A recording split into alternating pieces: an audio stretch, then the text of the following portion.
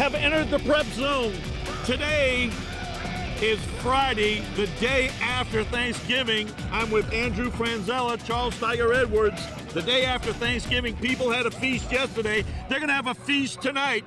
The Catholic High Bears in a quarterfinal matchup here at Mandeville to take on the Mandeville Skippers. Give us the rundown, Andrew, on the Catholic High Bears. Catholic is sort of an enigma in the fact that they were 3-7 last year and have completely turned around their season. They're making their 6th quarterfinal appearance in 11 years, so they are not new to this situation here coming on the road against Mandeville.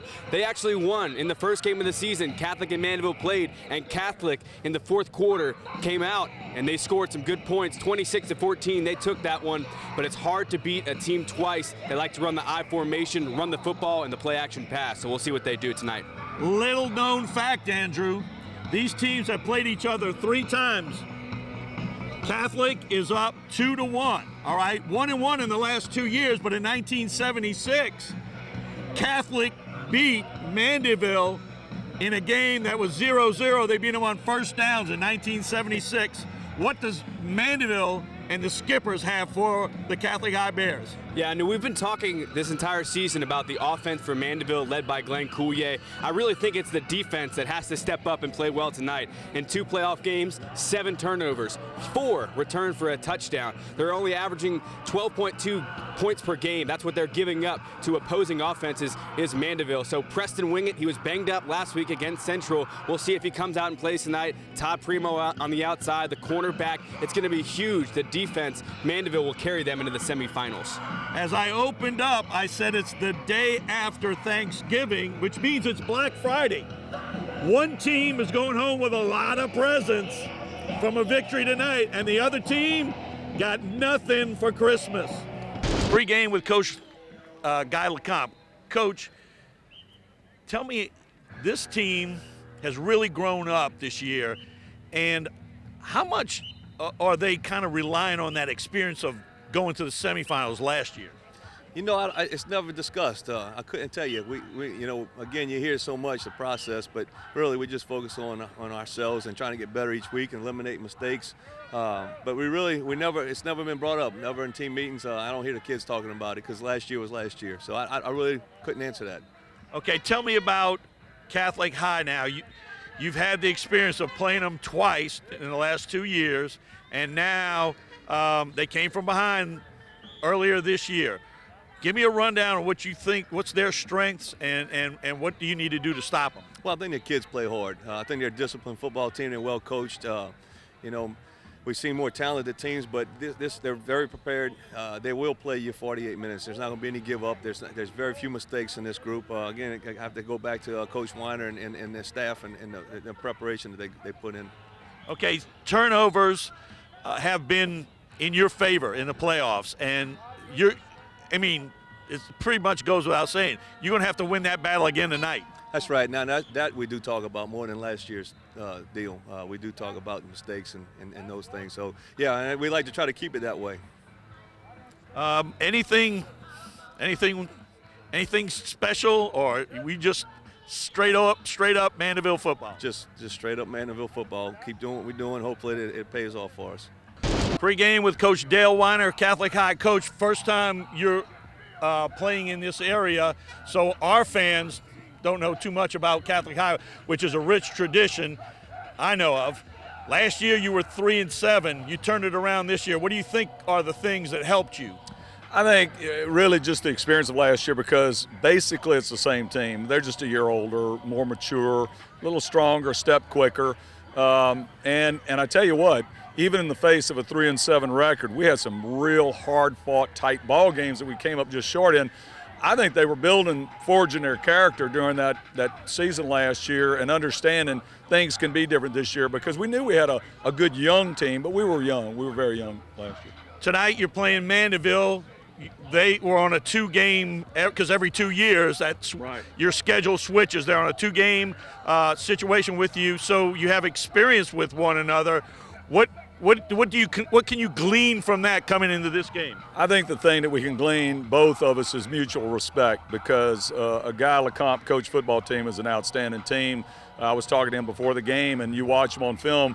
and they don't hurt themselves. Their guys don't get fooled.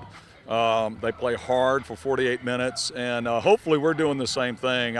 We pride ourselves on playing 4 quarters times 12 minutes, and we don't care about the circumstance of the game. About 5 times, even actually in our opening season game with Mandeville, we found ourselves trailing in the game. And you know, we had several times when we were trailing at halftime or early in the game. Our last 2 regular season games at Sanama and Dutchtown, we were down 14 points in those ball games and came back and won them. So I think our kids just understand that bad things can happen in a ball game. Don't worry about it. Move on. Everybody's got players. You're in the quarterfinals. There aren't any bad teams out there, so everybody's capable of making plays. Don't sweat it if it happens. Just keep on punching and make it a 12-rounder. You know? And we're about to get this one kicked off. Quarterfinal matchup here in Class 5A, LHSAA state playoffs. Drew Graham to kick this one away for the Skippers. And deep is Geis. Darius Geis and Khalil Thomas. And this one goes to Thomas. Check that, that's Geis. And Geis isn't going down easy. And I've heard a lot about this Darius Geis kid. It's going to be awesome to see him play today. 6 foot, 200 pounds sophomore. Plenty of years left in his varsity career. Jonathan Gio on the stop with 3 or 4 other Skippers. So kind of a high kick, not much of a run back, but good field position for the Bears. Starting from their own 35-yard line, that's where the Bears will take over. Nick Coombs, 5'11", 185-pound junior, here in his 3rd career playoff game. They're going to go from the shotgun here early. They fake it to Geis. Now they try and whip it out quickly to Thomas, and that's going to be incomplete. So Mandeville making a return appearance to the quarterfinals. As we mentioned earlier, Catholic was 3-7 last year and bounced way back, and now find themselves in the quarterfinal, Tiger. A big matchup here. I think the Skippers have they have prior knowledge, having been in the quarterfinals last year. This young group for the Bears, there's a big toss. test.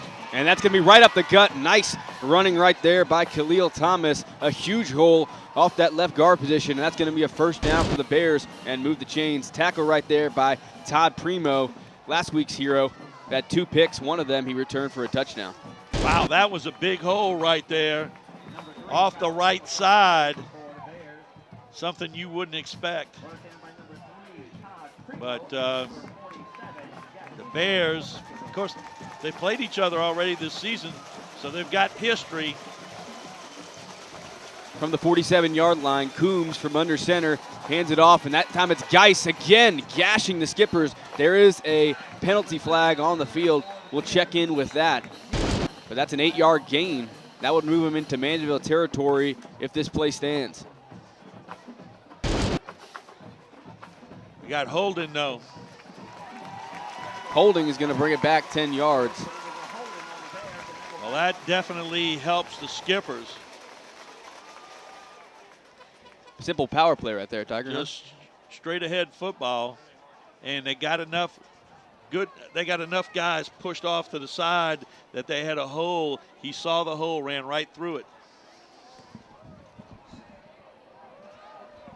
It'll bring up first down and 20. Right now, Preston Wingett, number 45, is on the sidelines. Like I mentioned, last week at Central, he twisted his ankle pretty badly, and we'll see how he factors into this game today. He couldn't walk on it last week, so we'll see if Wingett can go, the star linebacker for the Skippers. Some deliberations from the ref. 11:05 left to go in this first quarter. They're talking it over about whether or not it's first or second down. First down. Or Coombs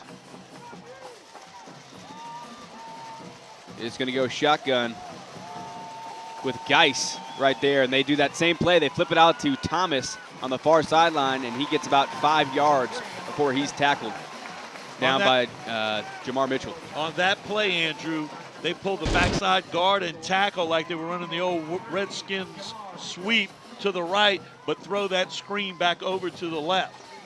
So they're trying to give the defensive front and the linebackers one look and the defensive backs another look. And try and get Thomas in space. Correct. This time, Geis, the deep setback, man in motion, Coombs. Play action, Coombs rolling out, now looking down the field, and now throws it over the middle and has a man, and it's nearly caught. That was number 8, David Lasavio. And if he came down with that one, it was going to be 6, Tiger Edwards. I think Chase Hammett got a hand on that one and knocked it away. But play action pass right there. The guy in the flat was covered. The guy further down was covered. But the play took so long to develop that he broke behind the defense and almost had a play. Hammett got a hand on it. So we've seen good patience right there by Coombs, who almost comes up with a big touchdown for his team.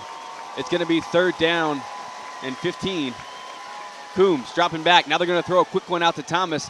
Have to tackle well here to the Skippers. There's Primo, who can't come up with it. Thomas makes a cut, and then I think Primo, along with Jack Ingles and Matt Nungesser, all combined for the tackle. The Bears will have to punt after that crucial holding penalty. Well, good coverage on that. I mean, they didn't give up the big play there and forced the punt. Todd Primo going back to receive this one as number 80, Connor Whalen, for the Bears. Will punt this one away from their own 47-yard line. Whalen now gets it off. High punt. Primo fields it from inside his 25-yard line, takes off to the right side, and now goes down around the 25-yard line. That's where Glenn Coulier and the Skippers will take over offensively. Well, the Skippers did what they needed to do, was force them into a punt since they had Catholic had the football first, and now they've got a chance to start the game out here, and they're going empty backfield, Andrew.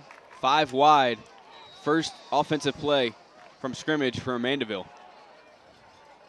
Coulier looking to his left, now looking back to the right, and throws it to that far sideline, and that's going to be incomplete on the far sideline, intended for number 17, James Truding, the 5'11", 195-pound junior running back. Good coverage by the Bears, and had to go to his check down receiver out on the right there, except he was not in bounds. Again, 5 wide for Coulier, 2nd down and 10 from the 25-yard line. Coulier looking down the middle of the field. They dropped 8 into coverage, but that's going to be caught. But I think that same Scansey, the 6', 170-pound senior, that ran back a couple yards. Let's see where they spot him. Scansey caught the ball and then came back. Should have turned around. I guess he thought someone was behind him, but he found a spot in the zone and eventually got back to a 1st down, but he took himself out and then back in. No harm, no foul right there. Just 2 plays and early, but it seems like Catholic was sitting back in the zone first 2 plays. We'll see defensively what they do. 5 wide again. Now they bring a blitz, and Coulier throws it over the middle.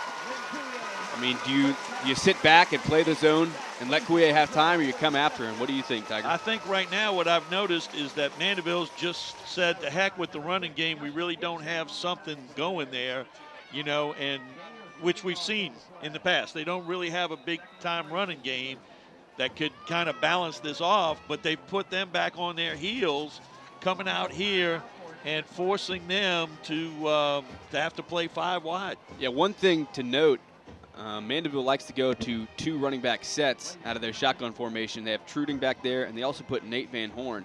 Nate Van Horn will not play tonight, so we'll look at another starter for the Skippers. That'll be number 26, Joe Starkey, will get in there with Truding. We had an injured player on that far sideline for Catholic, but he's walking off under his own power now, which is great to see.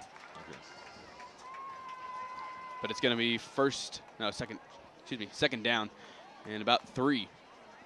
from the 42-yard line for the Skippers. 8:15 left to go in this first quarter. 3-down linemen for the Bears. They work the snap count. Now they're going to look to the sideline.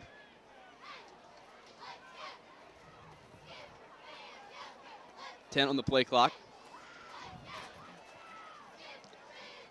And then Coulier, snap, looks to his left, throws it deep out, and it's going to be caught on that near sideline. And going down that sideline is number 10, Parker Orgeron.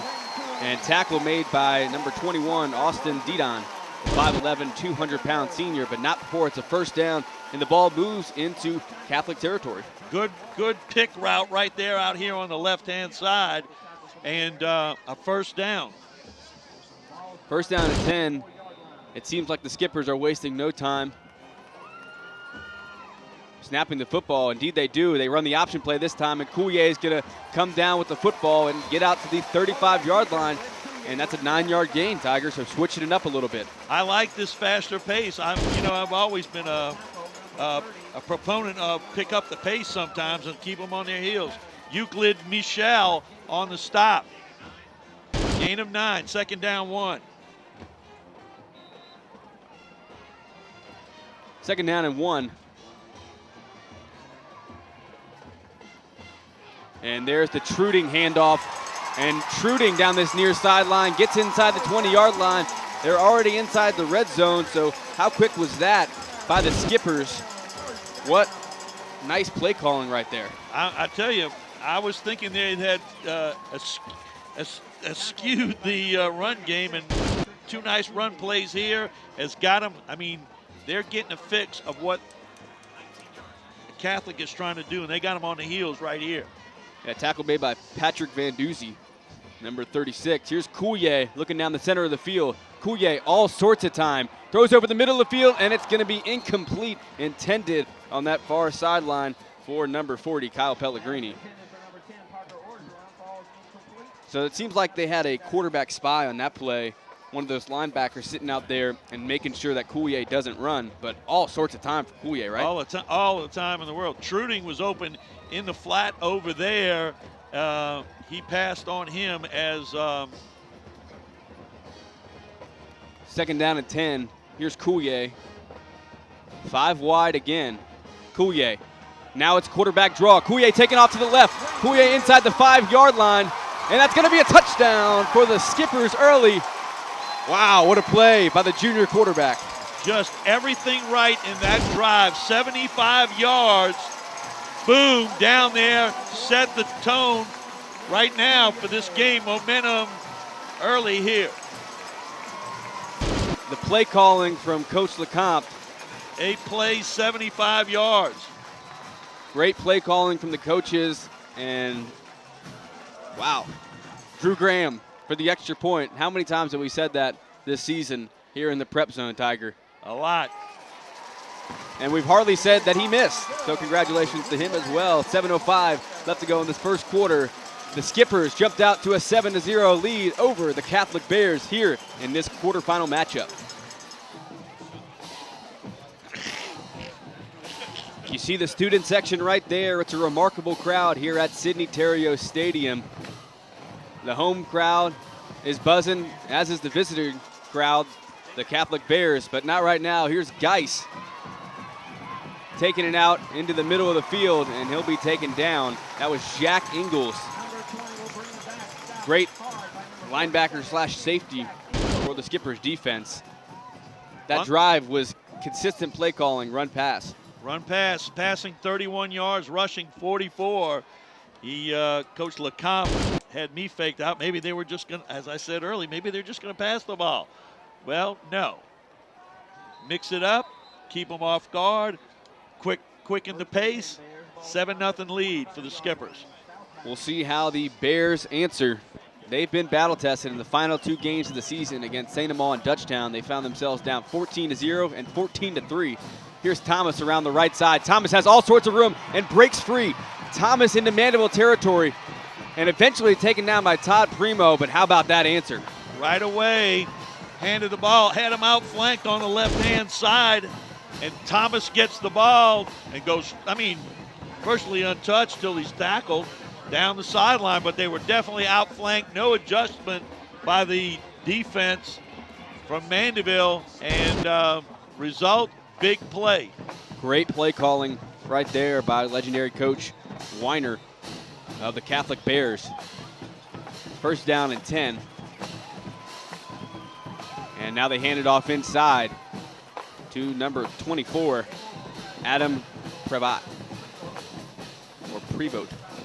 That time they faked the play that they'd run the play before, which was a toss, and kind of spun around, and it was a counter back inside pickup of about 4. Second down 6, Andrew. They're inside the 30-yard line at the 29. They have a full house back there with Coombs. Coombs fakes it inside. Now he's rolling out and throws it and finds his man, number 1, Landon Flowers. It's going to be close to the first down as Primo comes up with the tackle.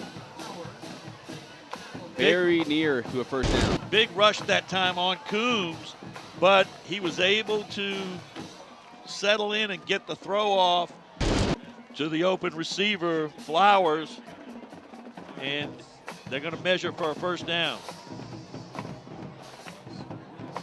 Now, Coach Weiner for the Catholic Bears, he had to be around while you were around, huh? Oh, he's been around a long time. And they've been very good for a long time.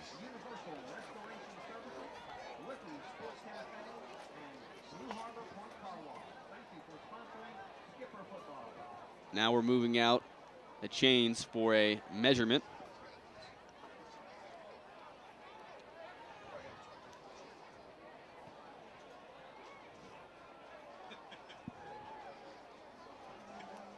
Close. And it's going to be a first down by the nose of the football.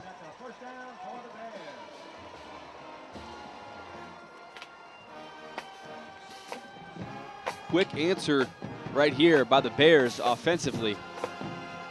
3 plays and they find themselves inside the 25-yard line of the Skippers in a hostile environment. Great quarterback play right now from Coombs. Coombs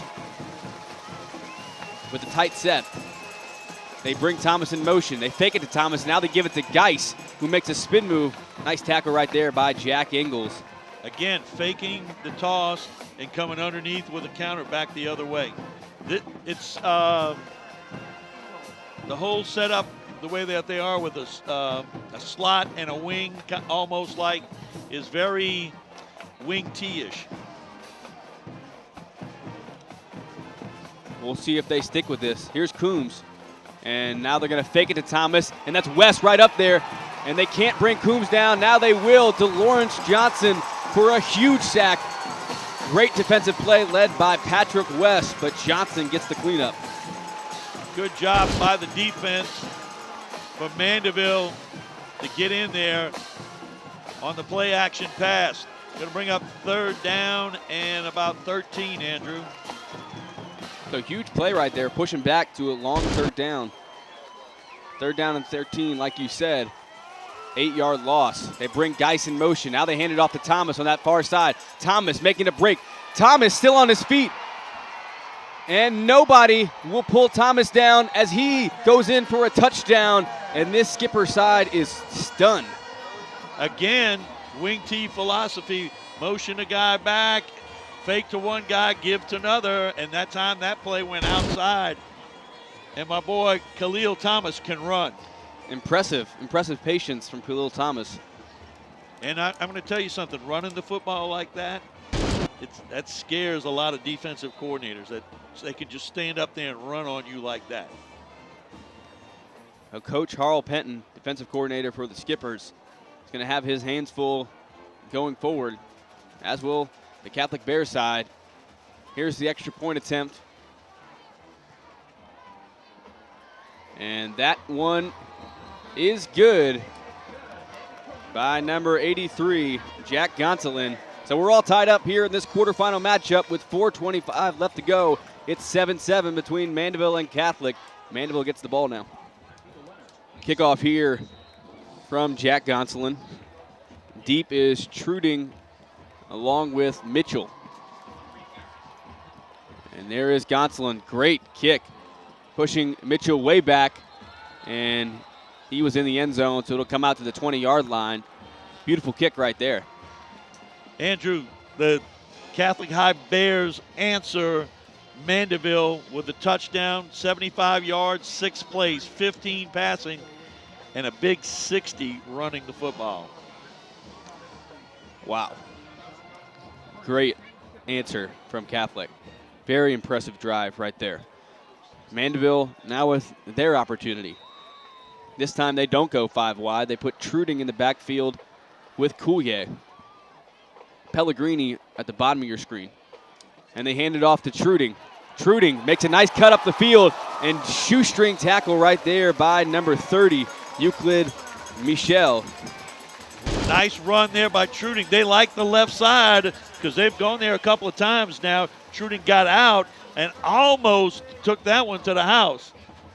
Good tackle by Michel to take him down. Otherwise, I don't think there's anyone around. They go back to 5 wide with Coulier. Coulier, there's a free rusher. Now he throws it, and good job by him of just getting it off. It's going to bring up 2nd down and 10. Coulier recognized that late blitz right there. Man in the secondary, everybody pretty much covered, and I think Coulier just had to, get rid of it. Matthew Idaraga with the pressure. 5 wide again. Trips to the right. Coulier looking to his right and tries to throw down the seam. And wow. Number 27, Matthew Moreau, has just got to be hitting himself in the head for not coming up with that one. Zach Boudreau was the intended receiver.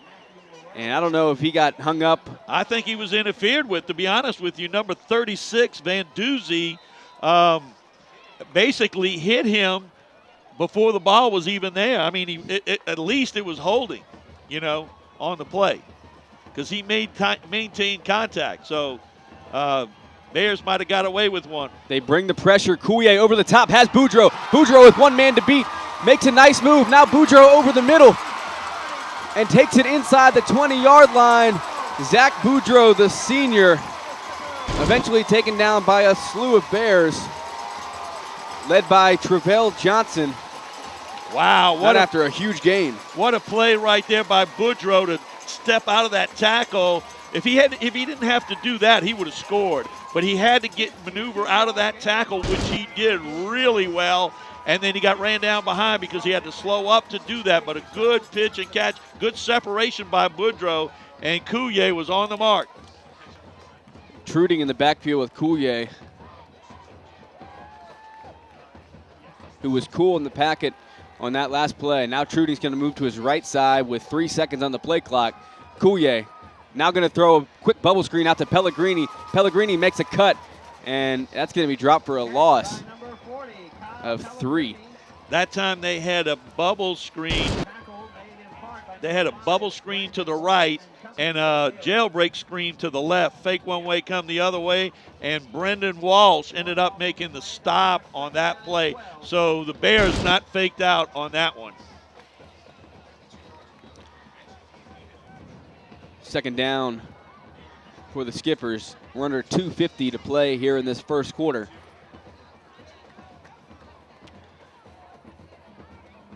Truding moves out the backfield in motion. 5 wide. Coulier looking down the center of the field. Now throws over the center of the field, and that ball was high. And that was Parker Orgeron, who couldn't come up with the football. Coulier just looked like he's going to run, and then he changed his mind and said, hey, I got a guy, let me try to pull. But his feet weren't really set. That's the 2nd time in this game we've seen him step up in the pocket, but the ball has sailed on him. Got a little excitement going on. Got to keep your shoulder down when you throw. When that shoulder gets up, you're going to fly it. Follow through. Big 3rd down, Andrew. Huge 3rd down for Coulier. And the Skippers. Coulier looking to his left. Now throws the football looking for Orgeron, and that was out of bounds. Again, there was contact down there. Number 23, Travell Johnson, contact on the receiver, good, no call. We'll bring out Drew Graham to try a field goal for the Skippers.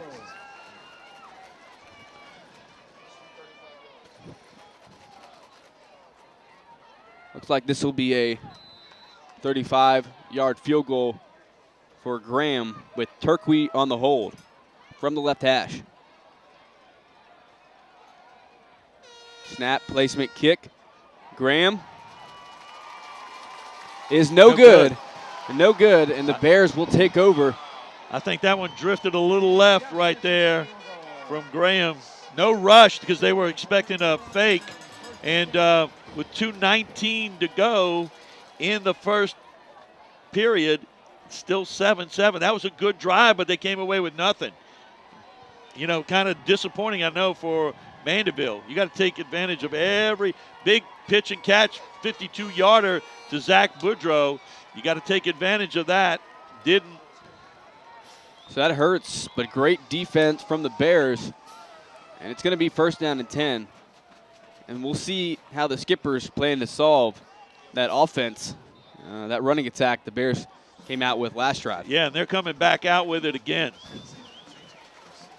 Do not fix what isn't broken. And there's Coombs holding it this time, and Coombs gashing the Skippers for a 1st down. He did a total spin around and came up the middle, but they're running a little trap blocking up in there. He found the seam, and boom, got yardage, positive yardage. So how difficult is it to assess? You have Thomas out the backfield, Geis, and now Coombs running the football. You got to stay at home and play assignment football. Don't keep getting trapped up front. 2nd down, and there's Geis off the left side and has to make that tackle, does Primo. That's a great job by Primo, because if he doesn't come up with that one, I think Geis might still be running. I think so too. They found off tackle that time, pushed out on Hammett. The tight end pushed him out. They ran under the seam there, and if we didn't have that tackle, it'd be 14-7 right now. One of the things I was worried about when we watched this team in the regular season, they weren't really tested, the cornerbacks, as far as this defense goes, as far as them making tackles. And tonight, they're going to have to make tackles for Mandeville to win. This time they hand it off to Thomas, and they have that bottled up very nicely. He's going to pick up 2. 2nd down and 8. Tackle by Matt Nungesser. The thing that is hard is you don't know who's getting the ball. They're spinning around. You don't. His back to you. Who's got the ball? Where they're going, and you can't be caught looking in the backfield. You got to look at how the blocking is up front and where the play is going based on the blocks. Coombs this time hands it off to Geis. Geis has a lead blocker, makes a cut, and is on his feet, and it's going to bring up a big 3rd down and 3. Gain of 5. Matt Nungesser again on the tackle.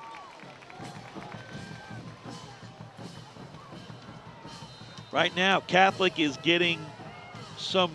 Their offense is feeling stronger and stronger running the football, and they're feeling it. And Mandeville's got to come up with a big stop. We got a timeout. Timeout by Catholic with 14 seconds left to play in this 1st quarter. Big 3rd down coming up. Mandeville, Catholic, all tied at 7. 3rd down and 3.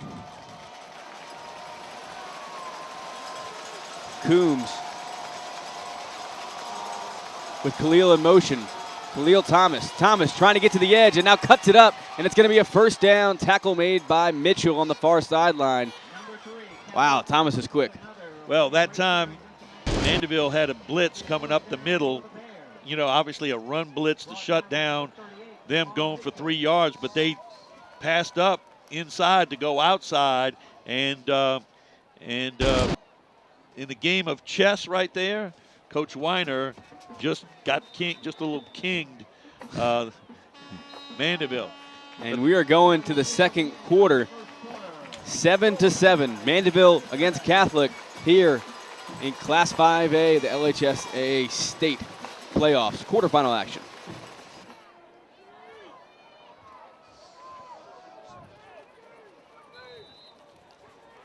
First down and 10. The two-headed monster of Geis and Thomas doing some serious work. First quarter statistic right here, glaring one. Thomas, 5 carries, 93 yards. This time is Geis. Yeah, Geis off the right side, and Geis cutting it back near side. He's on the near sideline. Now it's going to be taken down by Todd Primo inside the 20. Mitchell couldn't make the tackle. Wow. Nice play right there. Just sure will right there as they go to the right side, and then he steps out of a tackle, a sure tackle, and cuts it back to the left side, and they got a first down, and they are moving the football, running it. It is a defensive coordinator's nightmare right now.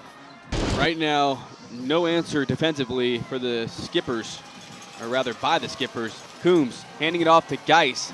They go back to the well. Geis cuts it up. Geis still on his feet. It's a first down. It's going to bring up first down and goal at the 5-yard line. And this kid won't go down as Jacob McKay is finally able to take him down. Wow. Wow. Great second effort. And right now, there's a gashing going on here. It might be an offensive shootout the way this thing's going. First down and goal from the 5-yard line. Coombs hands it off inside on the trap to Thomas. Nice play right there. Tackle made by Chase Hammett, the safety, number 15. He was playing on the line, let's say that. So everybody doesn't think he had to come from way up the field. Right now, Mandeville has to find a way to dig deep. Dig deep indeed. Here's Coombs. He fakes the handoff, now gives it to Thomas. Thomas cuts it up, and he's brought down literally at the 1-yard line by Todd Primo. Maybe inside the 1. Mandeville is obviously a little confused about who's got the ball. Easy to understand that as they turn their back. And as the quarterback turns his back with the ball and they're faking it, you're trying to cover a lot of different things when you're covering that offense right there. Great offensive adjustment from Coach Weiner and his staff. Third down and goal. Huge play for both teams. Coombs. And now Coombs off the right side. It's going to be fumbled. Fumbled. Picked up in the air. Wow. Fumble and picked up by Mitchell. Jamar Mitchell. And what a turn of events right there for the Skippers. And Sidney Terrio Stadium is going wild. Unbelievable. Just like I said, the Skippers are going to have to come up with something, and they got it right there. As Coombs trying to make a second effort, the ball comes right out into Mitchell's hands, and he gets it up the field a couple of yards, and Mandeville's got the ball. Wow.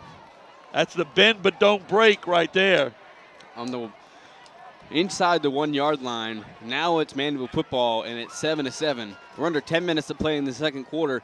There's 2 backs in the backfield. They fake it to Truding. Coulier is going to throw it to that far sideline. It's caught by Zach Boudreau, and he's pushed out, but not before it's a huge gain and a first down. What a great pitch and catch right there. Boudreau ran a corner route that time, and Coulier, under no pressure really, good blocking up front, put it out there, complete. Talk about the poise, the opportunity that Coach LeCompte just gave Coulier to throw it out of his own end zone. I mean, he's dropping back. It's play action. He's dropping back in his own end zone, and he trusts the offensive line and Coulier that much. This time they hand it off near side, and that is going to be number 26, Joe Starkey.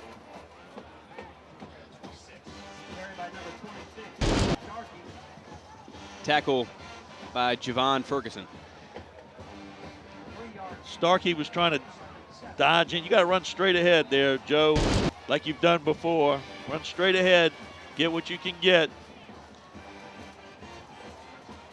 And he did get about 3 yards. 2nd and 7 from the 20-yard line. Coulier now with the option. Tries to cut it up and will get out to the 24-yard line, but taken down by number 97, And he might have had more yards, but I think there was a blocking snafu right there. Michael Lafeve. Lafeve on the stop, but it's 3rd down and 3.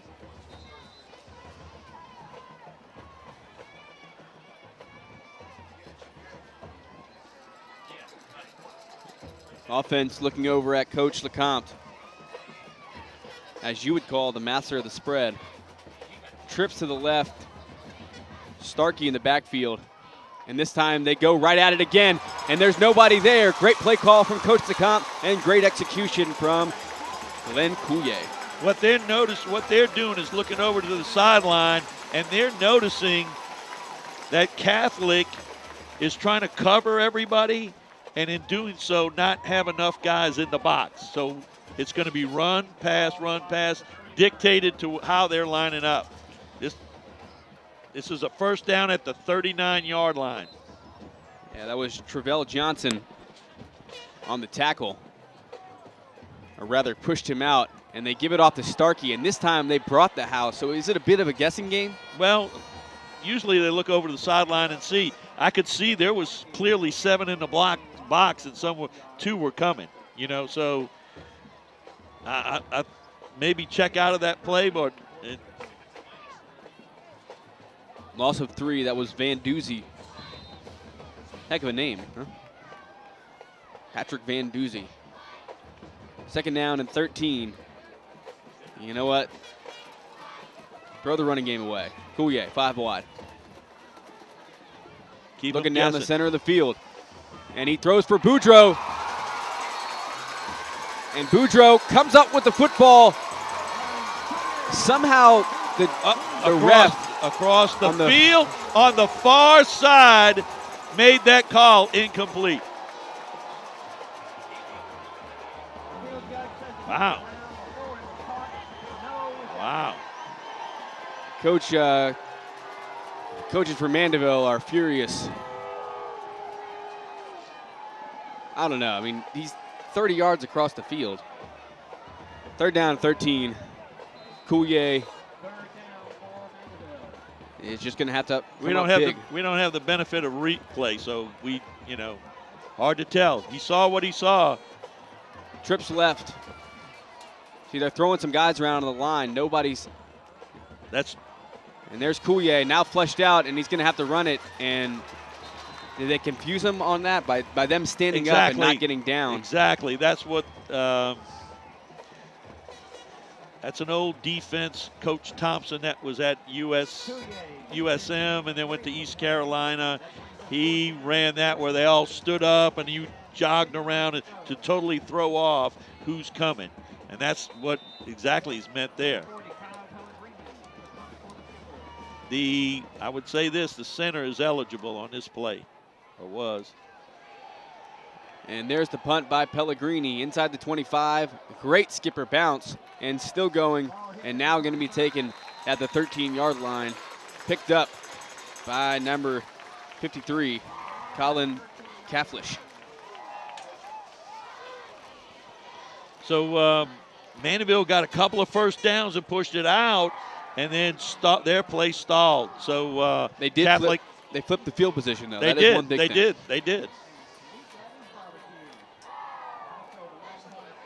And it kind of took the wind out of this Catholic team's sails because they were about to go up 14-7. We're right. still tied at 7 with 6:49 to go in the half. And they go back to that full house. Don't expect this to change anytime soon. Coombs. This time they hand it off to Thomas, and Nungesser was there, but then Thomas pushes forward for even more yards. Yeah, Nungesser got there. He was a little high, and Thomas took him down basically there. 2nd down and 5 coming up for the Bears.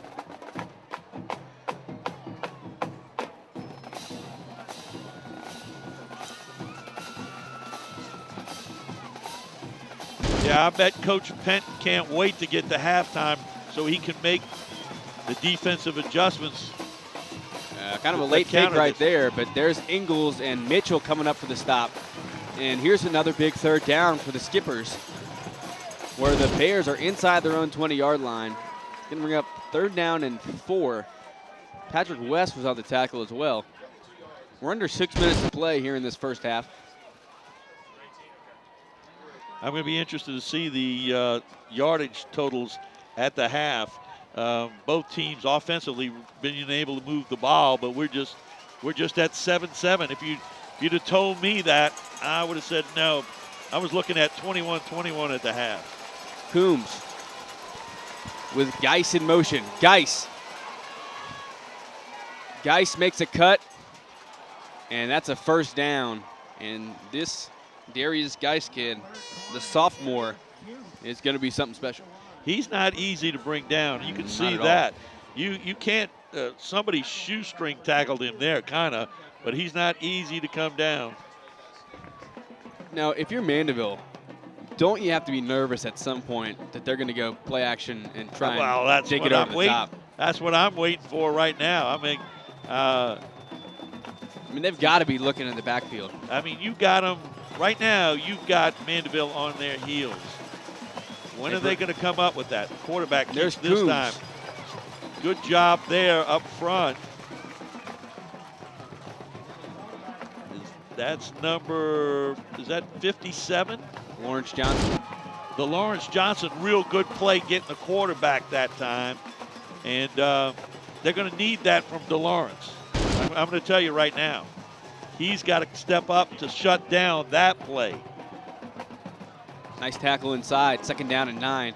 And really change up just the 3-4 yard dribble that the Bears have going every down 4 yards consistently. Not that time. Here's Geis. Geis off the left side, making a cut. And Geis, another 1st down. And this Catholic Bears rushing attack is lethal. Ingles finally brings them down, but not until they're out to the 45-yard line. Just steady, steady, steady. That time they ran basically what would be called the buck sweep. He got it, cut it up at 90 degrees, and got a 1st down and then some. It's all about blocking angles. They're getting the right kind of blocking angles based on how Mandeville's aligning themselves. Impressive running attack here early. There's Thomas. And it's like they're taking it to the sideline, but like you always say, the 90-degree cut, that linebacker or that cornerback's coming up to make the play, and he cuts right back inside and has more running room. Eventually taken down by Mason, check that, Jamar Mitchell. Bring up 2nd down and 7. Yeah, Andrew, you're all over that. They cut that up. Look, and you'll see that some Mandeville players make penetration on the play, but they're not in position to make the tackle. Under 4 minutes to go, so Catholic is also bleeding the clock. 2nd down and 7. Thomas in motion. Combs. Oh, it's going to be a penalty.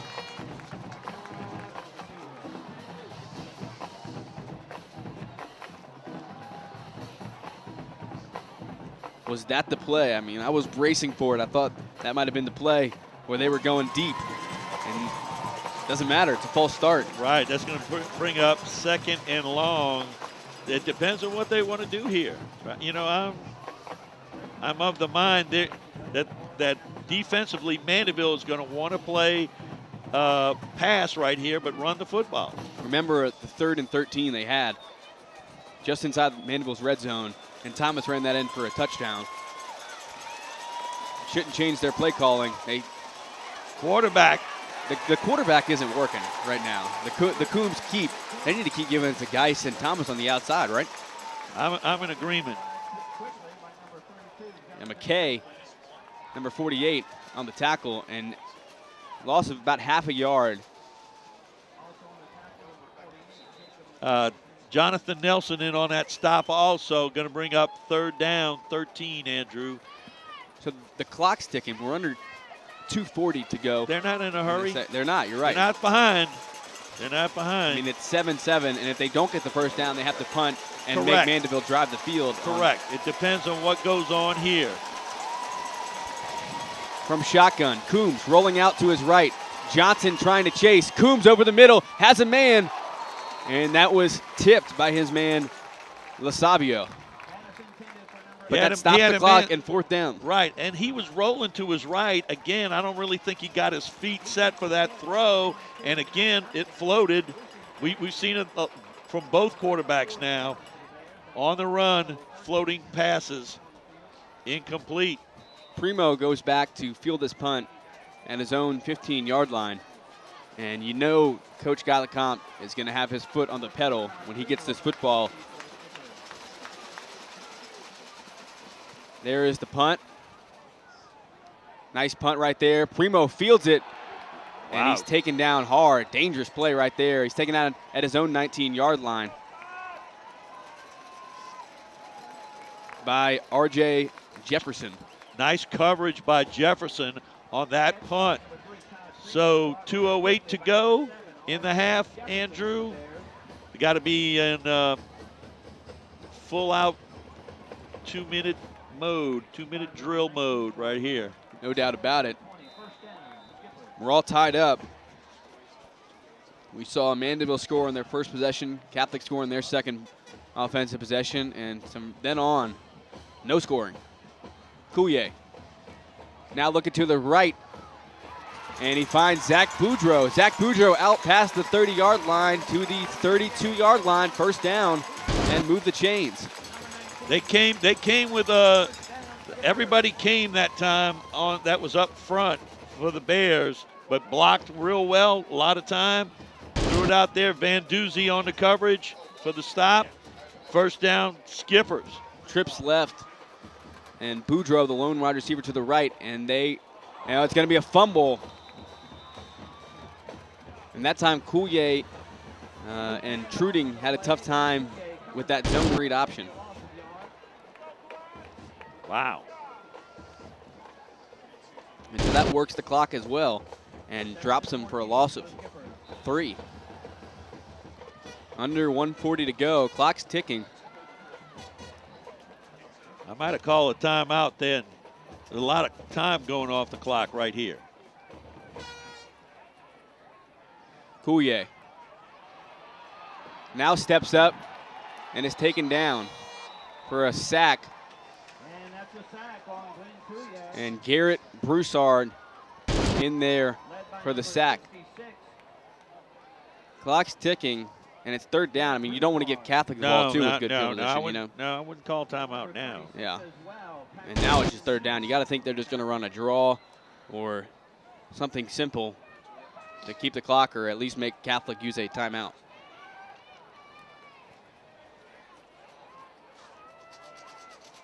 I don't know that Coach LeCompte has anything simple. They're standing up again, the defense, and trying to rush from wherever they are. Coulier looking over the middle. Now he does find Orgeron over the middle. I don't know if he got the 1st down. It's going to be very, very close.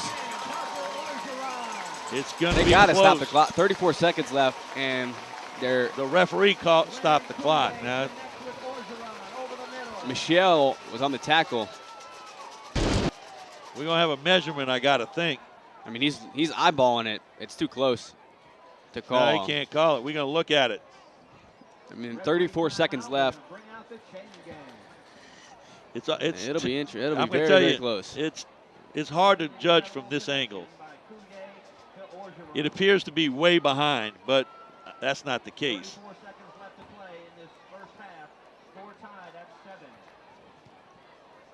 How do you think both teams have fared in this first half? Well, I'll tell you what, it's been back and forth offensively. There's been a lot of yards, and they're each trying to figure out one another at this point. Wow, Still, it's incredibly close. It is a 1st down. By the nose of the football. Wow. 1st down. If you'd have told me, if you had put money on it, but I'm telling you, it's this angle. You can't tell from this angle, and it ends up being a 1st down. And now they're going to take a timeout with 34 seconds to go in the first half. We're tied at 7, Catholic and Mandeville. It's the quarterfinals of the LHSAA Class 5A playoffs. 1st down and 10. 34 seconds left to play in this first half, like Tiger Edwards said. 5 wide. Scanzi and Boudreaux are the near side receivers. Coulier dropping back. Only 4 were rushed. And now try and find Scanzi. And it's going to be caught on this near sideline by Sam Scanzi. And he was out of bounds. Pushed out by R.J. Jefferson. 26 seconds left to play. And the ball's at the 43-yard line of Bears territory. Just great play. Comeback route on the sideline. Coulier had to, under pressure, had to roll right and found his men. First down and 10. Looking to the sideline. Plenty of time on the play clock. Trying to get in field goal range, possibly even more. Coulier drops back. They bring a blitz. Coulier steps up. And he's got to throw it away, and he gets it out to his wide receiver, Sam Scanzi again. Wow. 16 seconds left on the play clock, and that would have been a lethal sack right there by Coulier. Somehow he escapes. Gain of 3 on that. And escapability, write that down. That little adjective under Glenn's name, along with cool-headed. I mean, play on words, right? Second down. More importantly, 16 seconds left. Inside the 40-yard line are the Skippers. Trips to the right. They move Truding out into the left slot with Pellegrini. Coulier looking to the left.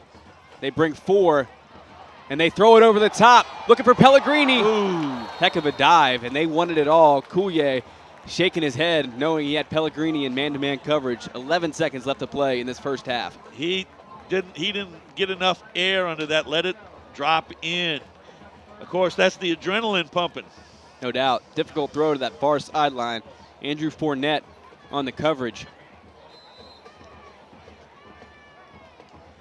Third down.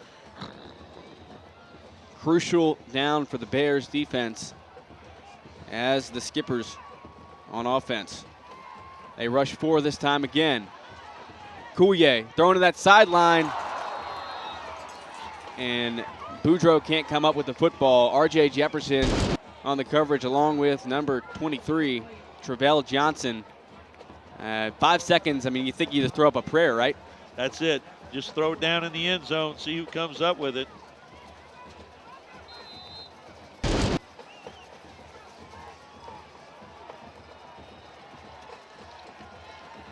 I'd say it's fourth down, but it doesn't mean anything. Yeah, it's 5 seconds to go. Last play, possibly, of the first half.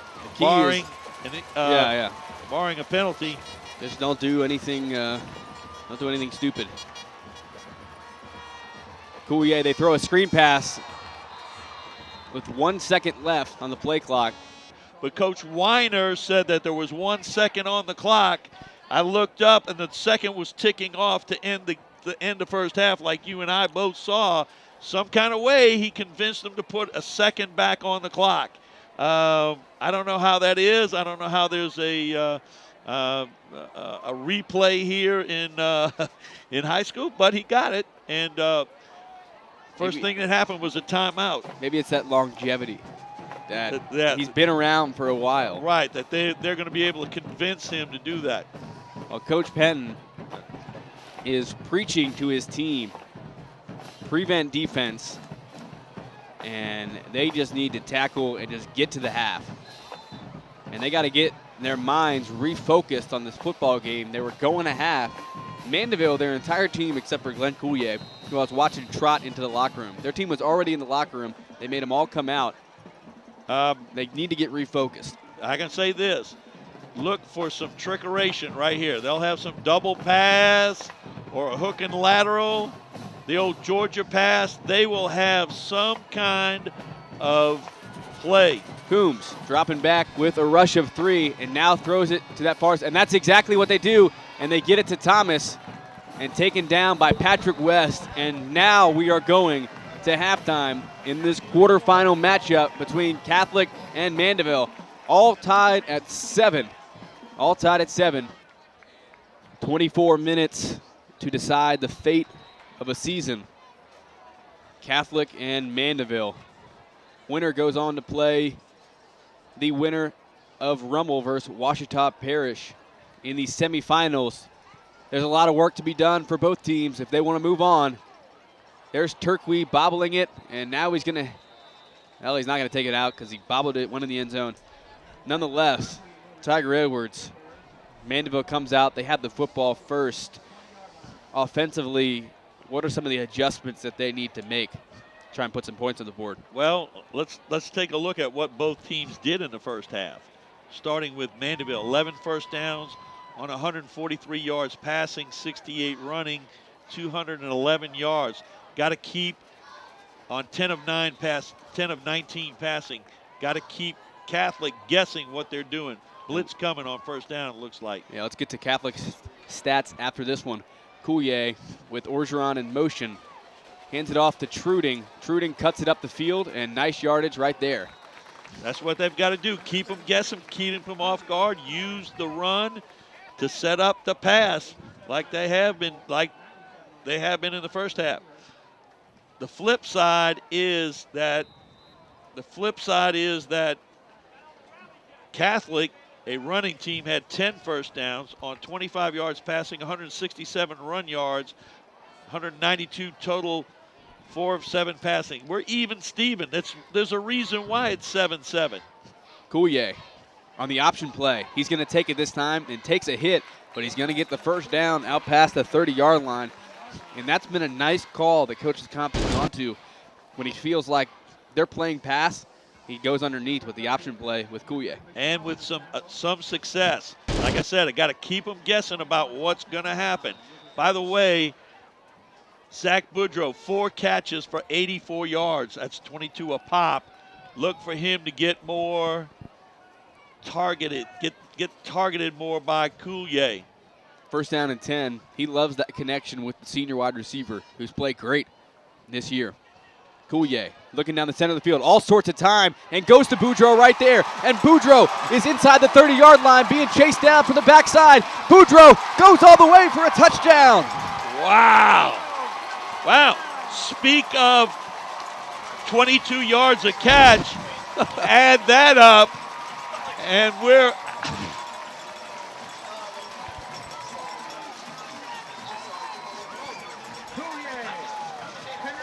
nicely done right there. Good pitch and catch. And the fans at Sidney Terrio Stadium just erupted at the sight of Zach Boudreaux, the senior wide receiver. Wow, can't say it enough. I'd almost say, and I wasn't sure, but I think Kyle Pellegrini got a shoulder on one of the defenders there to help on that play. Drew Graham to tackle on the extra point. And he pushed it right. Pushed it right. We'll see if that becomes a factor. 13-7, though. The Skippers are up with 10:44 left to go in this second half. Check that. In this third quarter. Catholic gets the ball next. Back at the site of the student section and some other Mandeville High School alumni here at Sidney Terrio Stadium. Just like the first half, the Skippers come out and they get a touchdown on their first possession. The ball drops high, and who comes down with the football? Ball is on the ground. There's a scrum at the 27-yard line, and this could be huge. Somewhere the ball at the bottom of the pile. Mandeville signaling they have it. We're waiting on the officials. And Mandeville. No, not yet. Not yet. They come up with the football. Mandeville football. Okay. What were the Catholic Bears doing? That one floated so high that they were expecting the deep guy to catch the ball, and the two blockers stood side by side as that ball dropped, boom, right between them. And wow, this is, can the Skippers be opportunistic right here? On the 27-yard line, incredible field position for the Skippers. Coulier with Truding back there. And they give it off to Truding, who cuts it up off that left side, still going inside the 25-yard line. And that is a huge play. All I kept thinking on that kickoff was, how did he kick it that high from the tee at the 40-yard line? And it dropped, and I just kept thinking, they better go get the football, right? Two the two blockers up ahead of Geis came back in that area, but were, I guess, assuming Geis was going to catch it. It dropped between them and hit off of Geis, and Mandeville football. Coulier not expecting the snap. Now they throw it to Truding? No, they don't. Coulier throws it out of bounds. I think the offensive line thought they were going with the traditional snap. Right. But Coulier thought they were going to look to the sideline. Right. No. Right. There was miscommunication on that play. 3rd down now. Well, Mandeville has already. Boudreaux's got 153 now receiving on 5 catches. So he's worked himself up to 30 yards a catch. More importantly, though, it's 3rd down. 3rd down at 7 with Truding and Starkey. Scansey moves in motion. Starkey out in the right flat. Coulier all sorts of time. And he didn't step into the throw to Pellegrini. It's probably a good thing, though. It might have been intercepted. And that's a defensive stand from the Bears. Drew Graham, will he come in to kick another field goal? We'll see from Coach LeComte. 4th down. Ball at the 24-yard line. They may go for it here. I'm thinking, why not? I mean, your offense, what are you going to do? What are you going to do? Punt the ball? They're going for it. They're going for it. All right. I mean, I think it's a great call here. It would be a 41-yard field goal attempt. No. So I say no. We're going to call timeout and think about it. With 9:53 to go in the 3rd, Skippers are up 13-7 over the Bears. Huge 4th down. Huge. After the kicker, Drew Graham. Drew Graham came up with the football on that kickoff. Great field position for Mandeville, but they need to capitalize. Coulier looking down the center of the field, throws it to the corner for Zach Boudreaux, who comes up with the football. Boudreaux makes a move. Boudreaux's in the end zone for a touchdown. Would you expect different? Would you expect different? Again on the corner route, and here's the key to that pass. He was pretty well covered, but he's thrown way across the field. Coulier underthrew him and outside to the boundary. He catches it and was not denied. Remarkable football and remarkable pass and catch from Coulier to Boudreaux. Their 2nd connection of the game for a touchdown. They're going to go for 2 because of that mixed extra point.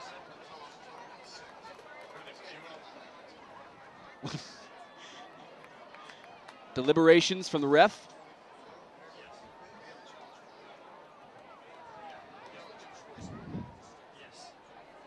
Coulier's in the backfield, or rather Truding's in the backfield with Coulier.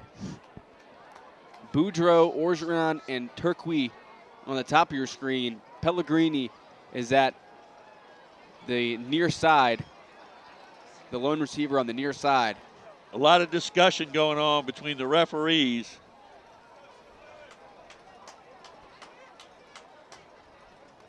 And still going on.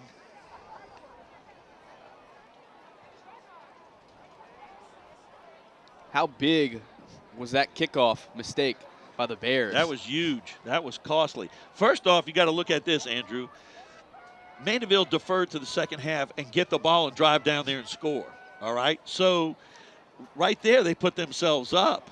Then turn it around with a big mental lapse by the Bears as that ball dropped right between everybody, and Graham falls on the football. Huge, huge. And then that pass and catch right there. One thing that I would have to note is, and they're communicating, I think Boudreaux's helmet, now they're going to kick the field goal or the extra point. All sorts of confusion. I'm not sure. But one thing you do have to note, they're down by 2 touchdowns. They're not going to completely get away from the running game. But then again, you know, we do have a lot of time left to play. Catholic likes to run the football like we see in that first half. Still a lot of time. I don't see them getting out of that. I don't see them in the panic mode yet. Graham for the extra point. And that one is good. The Skippers, huge touchdown to Zach Boudreau. They go up 20-7 over the Catholic High Bears here in the quarterfinals of the LHSAA Class 5A state playoffs. 9:42 left to go in this third quarter. The students love it. They love the way this football team has given them an incredible thrill this year. Back in the quarterfinals like they were last year. And this time they squib it right up the gut. And this time it's taken by Thomas. And Thomas gets out past the 35-yard line to the 39-yard line. So it's going to be solid field position for the Catholic Bears. All right, let's go back to the first half, Andrew. Mandeville, on their first possession, goes down and scores. What did Catholic do? Came right back down and scored to tie it up. That's what I'm looking for. There's no panic. Just go out. I know Coach Weiner's thinking, you know, he's old school. Let's just go back out there one play at a time. It's not a big deal. He said in the pregame they've been behind the last couple of weeks by as much as 14 points. This is not panic time for the Bears. I can tell you that. You said it best. That drive, when they answered Mandeville's first touchdown, was incredibly compelling the way they did that. Coombs gives it off. Nice tackle right there of Geis. Only a 1-yard gain. Jack Ingalls, the senior, on the tackle. Let me go over another stat. Early at the end of the first quarter, Khalil Thomas had 93 yards rushing. But at halftime, he had 106. So Coach Harl Penton did make some changes in the second quarter. He solided those up at halftime, and they're going to hope to keep him, Geis, and Coombs in check. Coombs hands it off to Thomas around the end. Thomas on the far side making a cut and dragging people for a first down. See how he positioned his body? He was even running backwards at that point, but was still backtracking for a first down. Patrick West was on the tackle. Again, nice run. Finding the right angle to make that cut. Finding the right spot to make that cut and cut it up 90 degrees. And what impresses me is the second effort by both Geis and Thomas. They're not going down easy. If there was any downside to Mandeville scoring twice, they didn't take much time off the clock. That is the one thing you are correct about. They love to throw the football, but in that sense, they don't use much clock. And this time, Coombs for a solid 5 yards. That time he got good yardage before Ingalls got the tackle.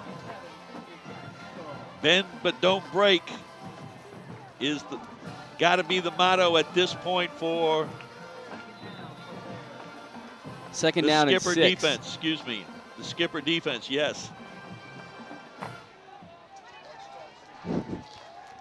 The one thing you will not discount is that somewhere along the line, Coach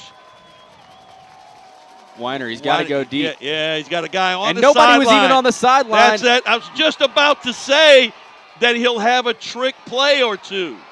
And that's what he did. He ran a guy out and back out like he was going out and ended up being out there on the sideline. It fooled me to some degree.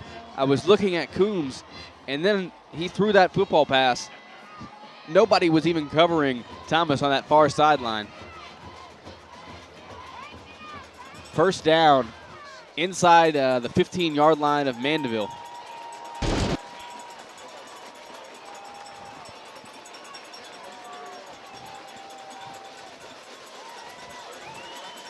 Boy, you called it, Tiger.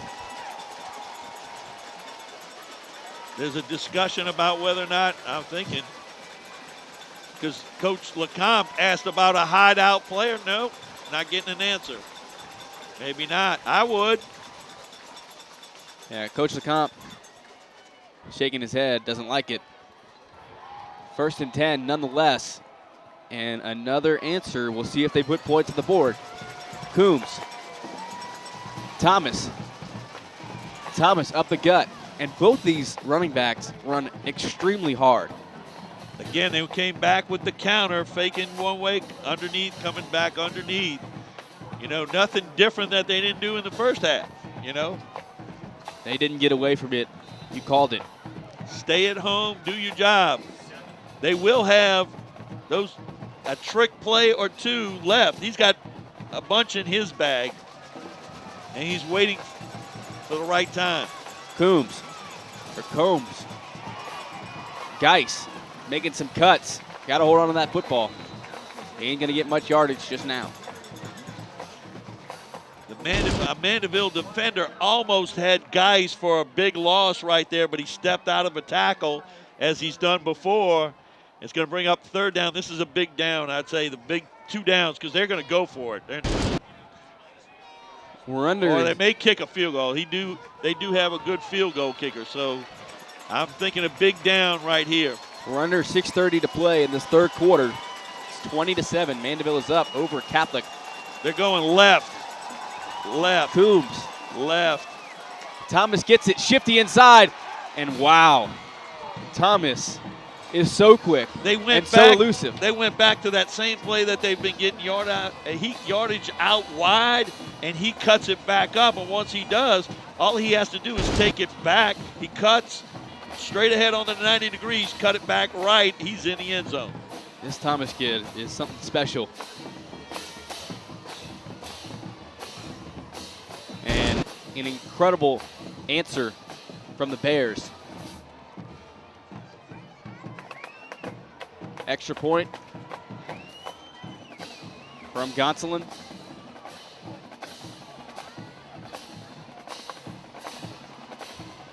Is good. Catholic answering. 20-14. The Skippers are up with 6:15 left to go in this third quarter. Quarterfinal action here in the Class 5A state playoffs.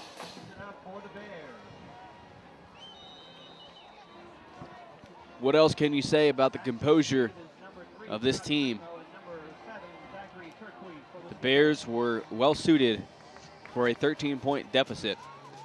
They came out and answered in a big way.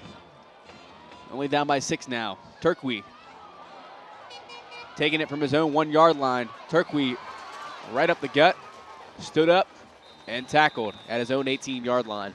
And that's where Coulier will take over. After that, Cade Melanson tackle by number 12 with the Bears. Well, everything's going to remain the same. My guess is that Mandeville's going to come back out here and run the ball like they did for their opening drive when they had the ball down here. Run a little option or Truding or Starkey left or right. And then maybe they try to go for a screen pass on one of these well-timed blitz from Catholic. Or run the option. Did I mention that? And there's Coulier. And Coulier was hit hard, and he's at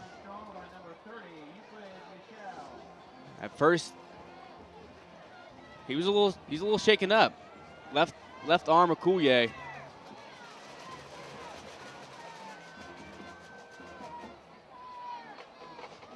He's trying to calm his coach. She's on the sideline, and he's on the field. And let's see how this affects Coulier. It's hard to tell. Maybe just a stinger. Second down and 9. Starkey and Truding back there. Busted play. Busted play, you're right.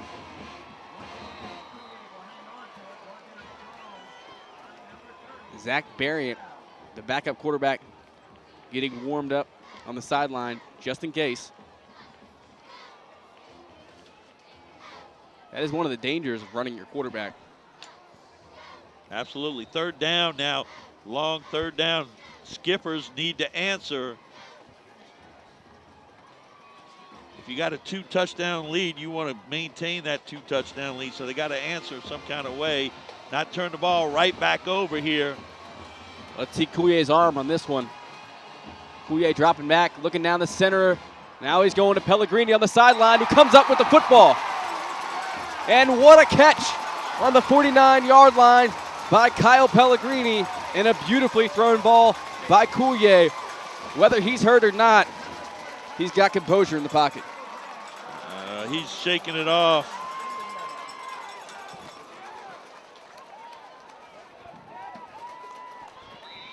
Beautiful throw and catch right there, and converting on a critical third down. Now they hand it off to Starkey. And that play Tackle made by Idaraga. That play got blown up pretty good. Michelle, too, in on the tackle.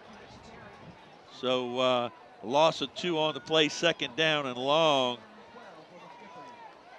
But that's not a problem for this team, for sure. On 2nd down and 12. Coulier walking up to the line. Trips right. 2 back. Penalty on the far sideline.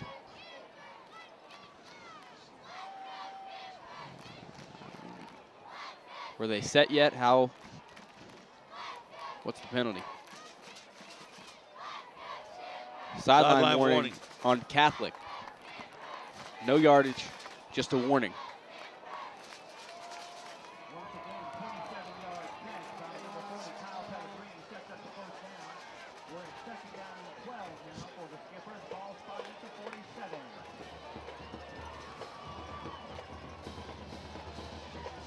Truding and Starkey back there.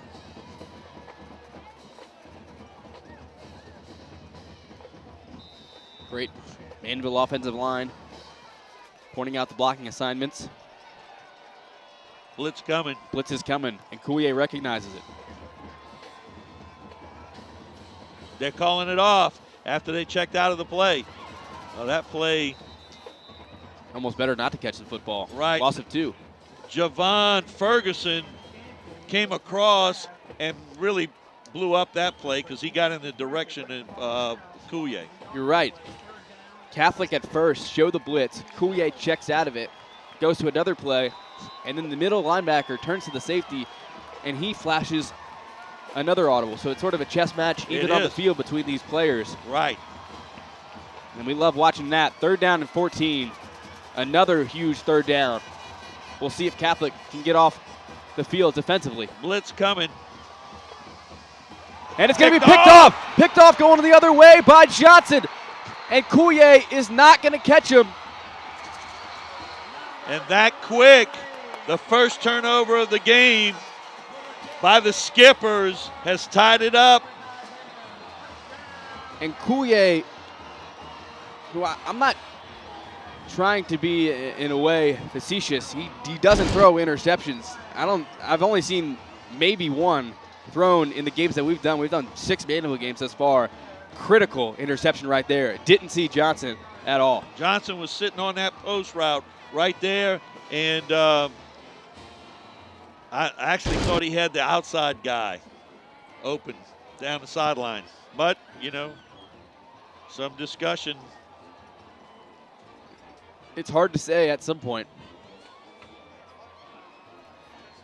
Yeah, there's a lot of discussion between this referee and crew for sure. I don't know what's the problem. We'll find out right here.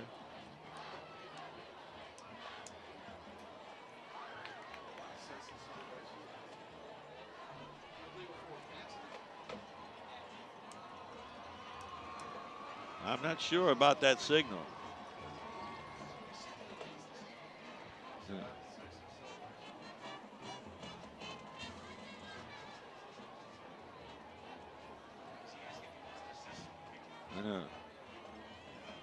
Hands behind the back against, they'll be assessed on the kickoff as whatever it was. Whatever hands behind the back mean. That's odd. All my years of watching football, I don't think I've ever seen something like that. Gonsolin to put on the extra point. That would be the go-ahead point.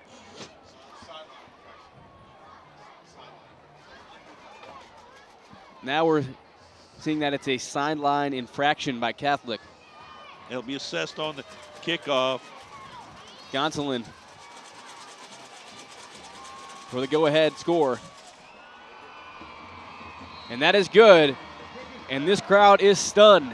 The visiting crowd, however, is joyous. 2:51 left to go in this 3rd quarter. Catholic finds themselves up 21-20 over the hometown Mandeville Skippers. the sideline infraction, 5-yard penalty. Moving back, they're going to kick from the 35-yard line. So it should give Mandeville some better field position, assuming they can return this. Another great kick, though, by Gonsolin. He's got a leg. And there's Turkey, and they only get to the 15-yard line. And this Catholic team is fired up. And you know who made the tackle? Geis. The running back came down the field, got through blockers, and made the tackle. Good play. And as quickly as Mandeville went up 2 touchdowns, they're down by a point. That quickly, Catholic came back, which Coach Weiner had said, and I alluded to, they're down 2. They're not going to stop doing what they're doing. Coulier with Truding. And they hand it off to Truding, who cuts it up for maybe 1 yard. They got good yardage out of that play early in the first half, but since then, that's kind of slowed down. They found the answer to that one. And we're going to see who comes out on top. First game of the season, which seems like ages ago, Mandeville and Catholic, when they faced off, Mandeville was up 14-13 at halftime. And then in the fourth quarter, Catholic scored 2 touchdowns and won that game 26-14. Here's Coulier, though, rolling out the pocket. Now he's going to tuck it and run. Coulier down the sideline and get some quality yardage. Pushed out by Michel. It's going to bring up 3rd down and about 4, Andrew. 3rd down and 4. And in the same way that Catholic answered Mandeville, both in the first and second half, Mandeville at least has to find a way to not go 3 and out. Exactly. Don't want to give them back the ball. They are right now. You got to do something to steal the momentum back, because Catholic's got the momentum and the blitz coming. And it was a trick play, and I don't think Catholic was fooled. Not at all. Not at all. Going to bring up 4th down.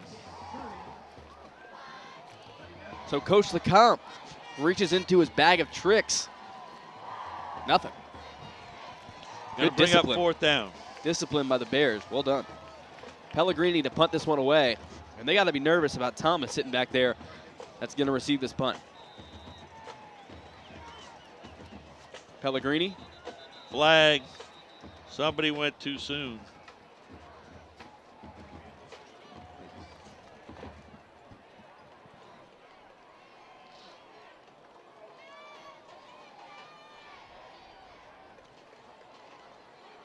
If there's a plus, it was Mandeville's first penalty.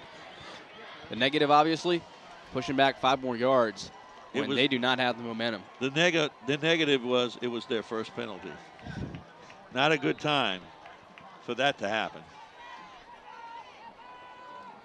And another flag goes up. And it hits a Mandeville player, Mason Lemieux. Right. We'll check in with the flag, though.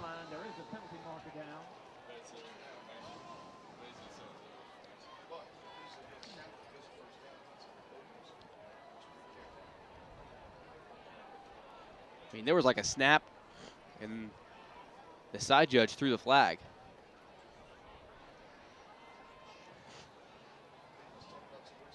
There is a lot of discussion going on in this crew. False start against Mandeville. Decline. Great field position for the Bears right now. Oh, Mandeville will have to figure out something defensively, because Catholic has completely stolen the momentum of this game. 1:12 left in this third quarter. Catholic is up 21-20 over the Skippers right now. And Big Mo is sitting in and amongst all those white jerseys right here. Mandeville defense needs something big to happen. First down. And they hand it off to Thomas off the left side, and Thomas makes another move. Thomas first down before he's taken down by Jack Ingles on the far side. They just don't have an answer for Thomas. They haven't gone with Geis. I don't know how many plays. Right. He can make something out of nothing. It seems like he's bottled up. He just keeps churning, steps out of tackles, and you're right. To me, you know what it reminds me of? You're going to have a nightmare when I say this. You're going to have a nightmare. Fontainebleau's counterplay. You know what I'm talking about. I do. Huh? About 4 or 5 years ago, however many years ago, that counterplay just cannot stop it. Here is Geis, though. They call upon him, and he goes right up the gut. And Geis still churning. But another first down. Somehow Mandeville needs to figure out, they got to strip the football or something. Catholic is driving and doing some serious work offensively. And really has Mandeville on their heels in their home stadium.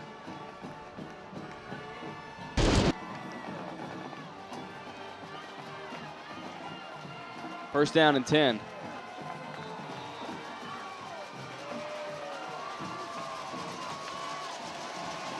Coombs now. And DeLawrence Johnson, who you mentioned in the first half, you said he needed to come up big, and he did right there. Right there. Shut down. He's got to shut that play down, which he's done. But someone else has got to shut down those other plays outside. 2nd down and 11. And Catholic's going to take a timeout.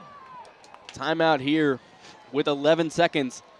No. They're gonna let it go. They're gonna let it They're run letting down. it run down, and we're gonna go to the 4th quarter, where Catholic has a lead, 21-20, over the hometown Mandeville Skippers, but the Catholic Bears are driving. We'll see you in the 4th. 2nd down, 11. Andrew. 12 minutes. Thomas has 36 yards in this second half. More importantly, he had that long touchdown pass that he caught. Play action pass. Off the play action, and he is wide open, and they finally went to it, and they're going to get a first down, but there's a penalty flag on the far sideline. A penalty flag has come down as Todd Primo makes a tackle. You called it, though, Tiger. Matthew Venable with the reception. First target of the game. They're going to give him a first down and then mark off the penalty. Or not? Oh no, they got to. No, they got to come back. It's going to be holding. Huge holding penalty. Right. Spot of the foul. Is it going to say second or is it going to be first? Should be 3rd down, shouldn't it? You replay. Replay down? Okay. Replay the down. So almost the same exact spot, but from another hash. Feels like deja vu, Tiger. All over again. But they went to the play action. We'll see if they go back. Coombs. Play action again. West in his face, though, and it's batted down. Batted down by Lombardo. And that's a great play. I'm almost thinking they were going for a middle screen there. You're right, they were. 3rd down. From here, it would be a 48-yard field goal. They still got it down here. Yeah. But this is everything as far as Mandeville's defense goes. Right, exactly. This is a big down right here. Big down. And on 2nd down, remember, they got away from what they were doing. 3's in the slot. Watch for 3 in the slot. Thomas on the left side. They go option. And they got to tackle Geis. And they do. Number 50 takes him down. And Derek Smith.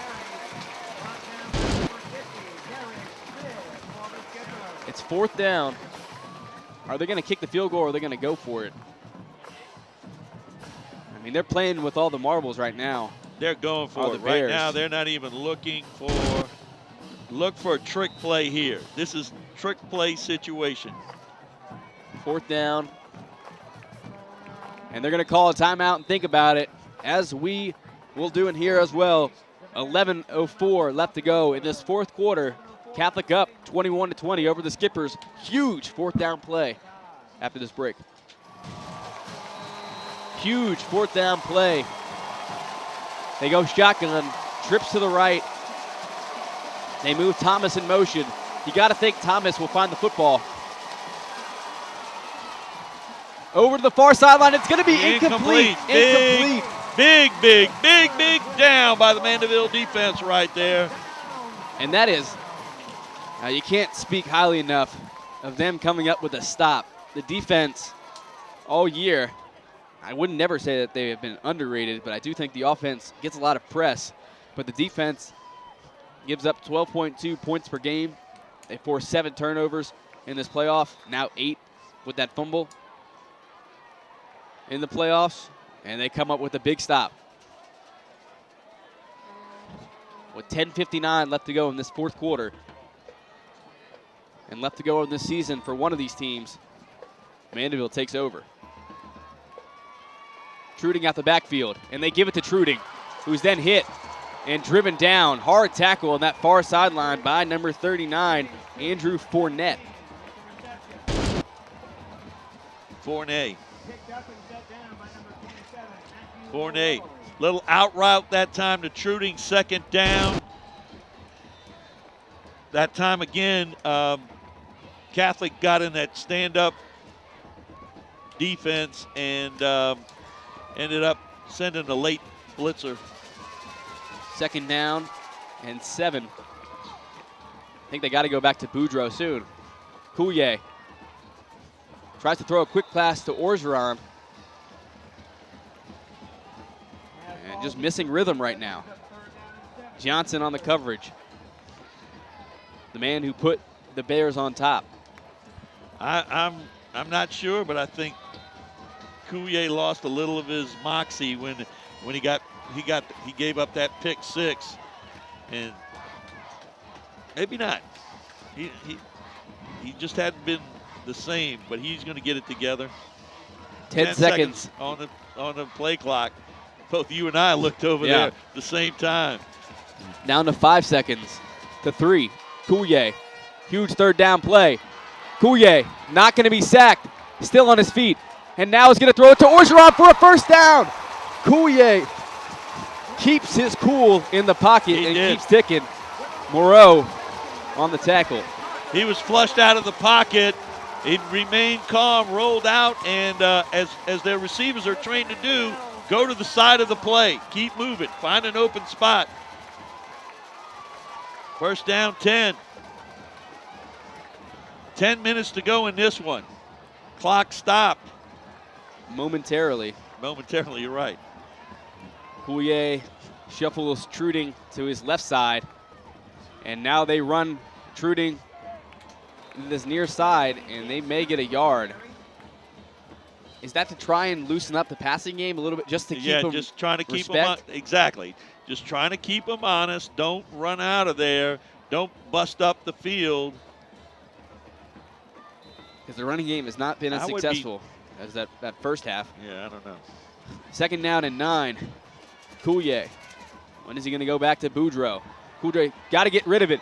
Goes long, down to Pellegrini. Incomplete. Pellegrini jumped a tad bit too soon for that one. It was a little bit long, but he got up in the air in the excitement of it all. And he's going to have to come out of this game for a big third down. Fournette on the coverage.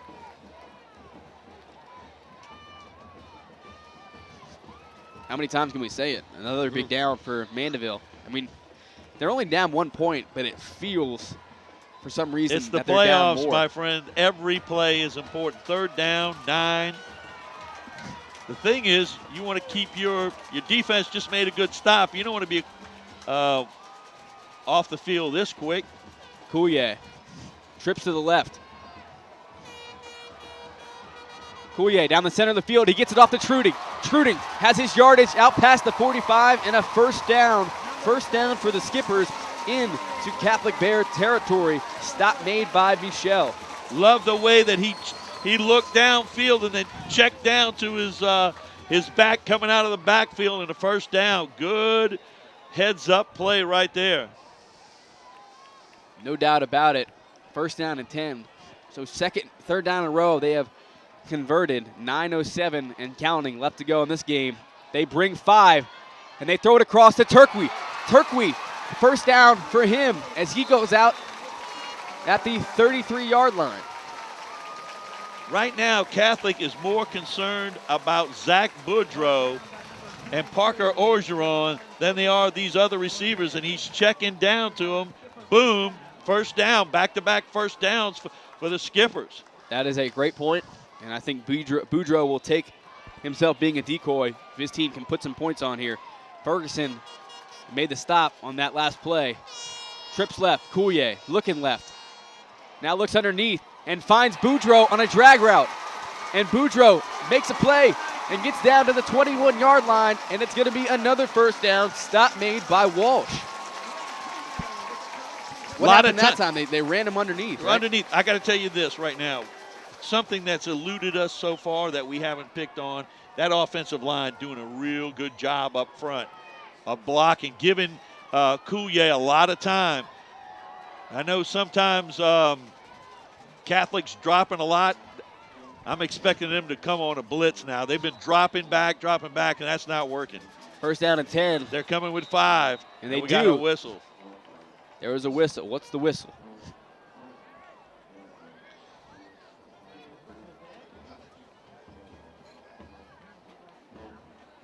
Penalty on the far sideline. False start. Ooh. Off a dead ball. Wow. Lost them 5 yards, so move them back. At this point, 8:42 left to go in this ball game. Like you said, every play is crucial. 8:40 to go in this one. Clock is ticking. Under 8:30 with 10 seconds on the play clock. Coulier drops back. Now he's going to run the quarterback draw right up the gut. And Coulier takes a little bit of a hit, but he'll take it as he got more than 10 yards, maybe 11 or 12 before Didon can take him down. Good play call right there. Might have had more. The referee got in the way. Second down and 4. Coulier, they hand it off inside to Trudy. Trudy makes a cut and is inside the 5-yard line to the 1-yard line. And again, the referee in the way. He couldn't get himself out of the way, or Trudy would have had a touchdown. We got timeout on the field with 7:48 to go in this one. Catholic up by 1, but Mandeville's driving. First and goal, and they go 5 wide, which coach of the comp. Maybe he goes with the quarterback draw. We'll see. Coulier steps up. Sneak. And it is a sneak. Does he get in?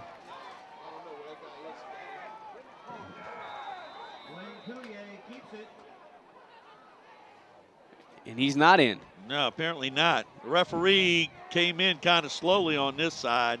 Boy, he's got to be on the 1-inch line.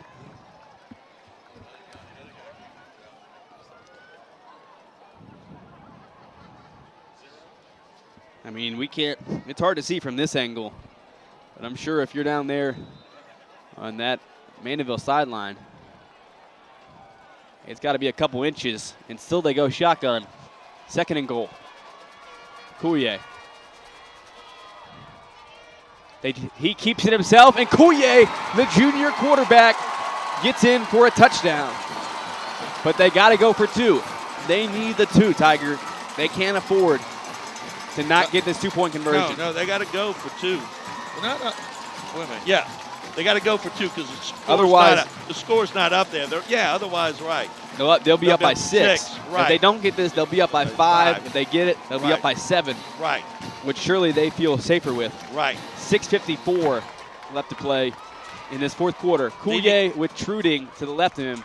Truding needs to get out in the flat on the left. Coulier. He throw a quick one to Scansey. Or hit Scansey. And Scansey comes up with the 2-point conversion. Yeah. Mandeville drive, bang, bang down the field.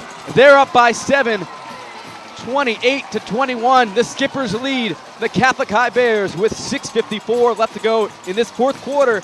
quarterfinal action. Don't turn the television. Drew Graham to kick this one off for the Skippers. There's still 6 minutes and 54 seconds to go in this one. So much time. Don't leave your TV sets, folks. Nice high kick. Goes over the head and into the end zone. Catholic got to this quarterfinal game by beating Karen Crow in overtime. Interesting game, actually. Karen Crow they got the ball second, and they scored a touchdown to even it with the Bears, and then they tried to go for two, and the Bears stopped them. The Bears then went on, and they beat New Iberia in New Iberia by a score of 35-20. The Skippers beat the Covington High Lions 31-0, and they went up to Central last week and beat them handily. And that's how we are here in this quarterfinal matchup. Coombs hands it off inside to Thomas and eaten up for a 2-yard gain by the Mandeville defense. That's a good stop on that play. That's a play that's been killing them. And right now, boom, stop them. Gave up two. You can give up two 4 times in a row and get the ball back. So good job on first down. But don't count Catholic High out. This team's not going away anytime soon. It's 6:22. You know what that is? It's a lifetime. And they give it to Geis. And Geis is taken down. It's going to bring up a third down that we talked about on Mandeville's drive. Remember, they had those 2 third downs at the beginning. Crucial. They had to come up with. Yes. Crucial. This is crucial for the Bears. Again, the momentum has switched back to Mandeville. If they can get this, if they can get something right here, they're going to stop, then they'll maintain that. But if Catholic gets a first down, they're still going. Under 5:40 to play in this fourth quarter. Shotgun for Coombs. Does Coach Weiner, does he dial up a trick play here? They give it off to Geis. No. And Geis so hard to take down, but he is taken down, and it's going to bring up fourth down. We are under 5:20 to play in this fourth quarter, and they're going to have to punt this football. Incredible stop by the Mandeville defense, but like you always say, they got to watch for the trick play. Right. And it's in their territory, but they just need to be aware of it.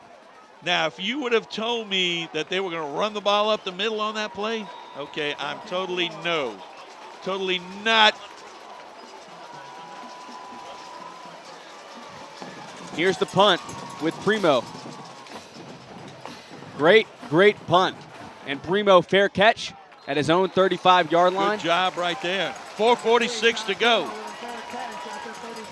Wow. Now, we know Mandeville obviously has not had as much success with their running game as they do with their pass. They prefer the pass. Right here, they need to chew up that clock. What's the balance between letting Coulier have the ball in his hands and giving it to Truding or Starkey? Right now, they've got the two of them back there. I'm thinking it's a run of some kind. I don't know. Coulier gives it off to Truding. Trying to go outside, run wide. And they didn't seal that. I didn't seal him. He got outside the edge. Number 32, Austin Wilson, made a nice play right there, but you got to seal that guy on the edge. And that's what I'm afraid of. They haven't been back. How many times have they gotten in that formation and run out of it tonight? This is what happens sometimes. You get out of doing what you're doing just so you can run time off the clock, and don't get out of doing what you're doing. That's how you got there. Loss of 3. Second down. Under 4:05 left to play. They're going to let it tick with 5 seconds left on the play clock. And it's a high snap. And Starkey just has to fall down on it back at the 15-yard line. That was almost that was a huge mistake, number one, on the snap. Number two, Starkey and Coulier are fighting over the ball. And Starkey pulls it out of his hands and gets another 3 yards back. So now it's third, and there's no time going off the clock during all this. Not enough time. Let's put it that way. Now the clock's going to run down. They're going to have to snap it with around 3:10 left to go in this game. But it is third down. They're going empty. They're dialing it up. Coulier. 5 wide. Now it's a quarterback draw, and they ate it up. Hold on to the football. He does. As he does, he and gets gets out a to the couple 20. more yards, and we got a flag on the play. Flag on the play.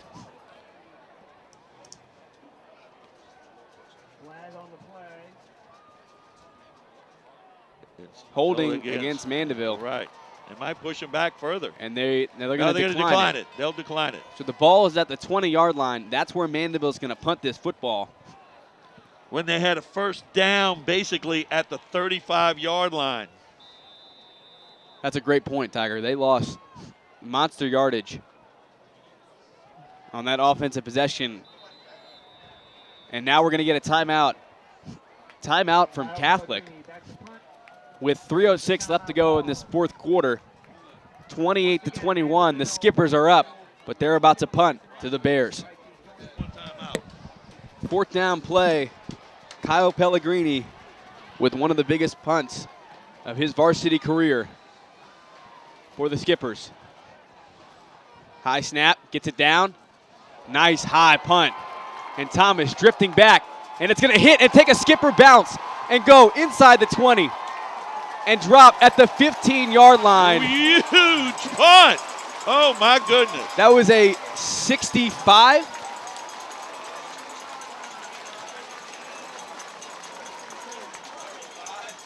It's 54.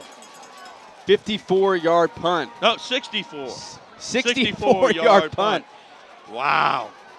I mean, Kyle Pellegrini, Huge. a senior. Huge. You know, we talked about a lot of things tonight. We talked about this, that, and the other. And what right now, 2 special team plays. That punt right there and the missed extra point. Incredible. 2:51 to go in Mandeville's season. Can they stop the Bears? Quarterback draw. Yeah, here's Coombs, and they weren't expecting it. He gets close to a first down. He might be short. Meanwhile, the clock's ticking, and Catholic needs to get a play. They're definitely in there. The refs are deliberating. We're under 2:30 to play. Coombs finally gets the play from the sideline, and now they go back. There's no one covering that inside receiver over there. And they give it to Thomas, and Thomas just goes ahead and gets the first down, so it momentarily stops the clock with 2:12 left to go. The Skippers are up by 7, 28-21. It looked just to me set like the one of scene the for Catholic players was calling timeout. The referee did not see it, however, so it's not a timeout. First down, 10. Almost in a running formation, Coombs with Geis and Thomas. Coombs drops back and throws it over the middle, and it could have been picked off by Matt Nungesser. Couldn't come up with it.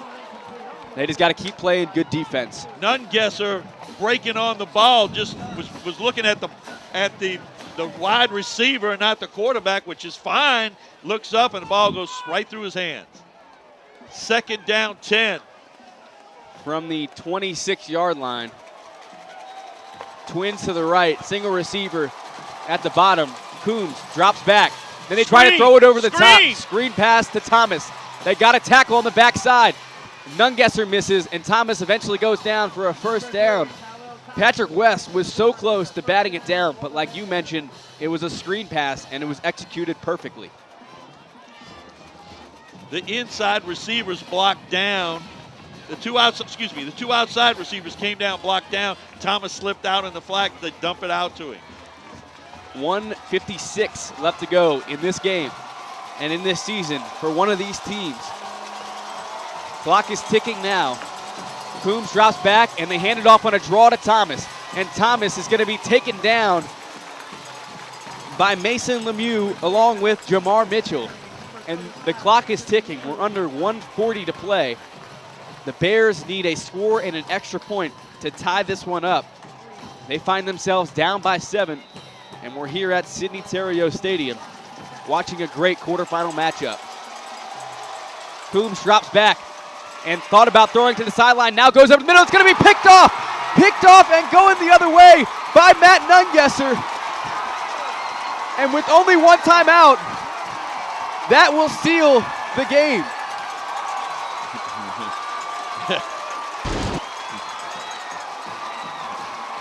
Nungesser, who missed the pick no more than 3 or 4 plays ago, ends up right between the numbers.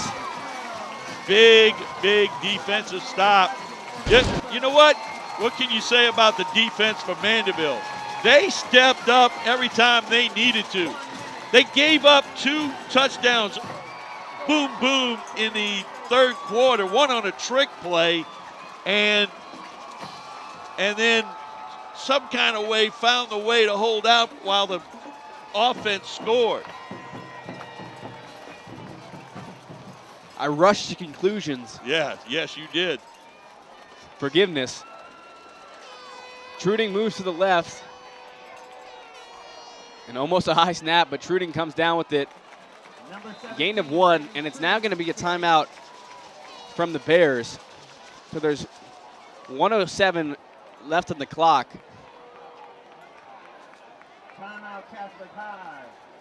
I tell you what, right now, with 1:07 to go, they're in that huddle talking about we cannot make a mistake. I'm almost like I wouldn't even want that shotgun snap. I would want to take it under center and hand it off if I'm going to hand it off, or whatever you're going to do with it. You know, I know you're not throwing it, but if Couillet's going to run it, that's what you do. Don't go back and look. If you're going to do it, hang it. Oh, they're going to take the victory, the old victory formation. 109. They're signaling. 109.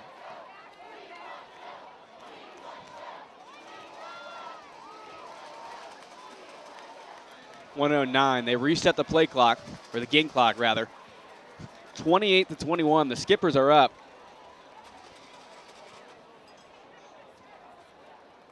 I mean, I'm doing the math in my head.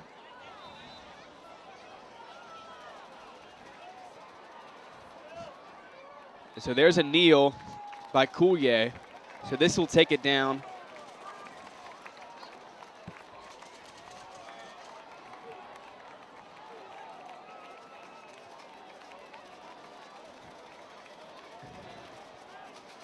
They haven't reset the play clock yet. It's under 50 seconds to go.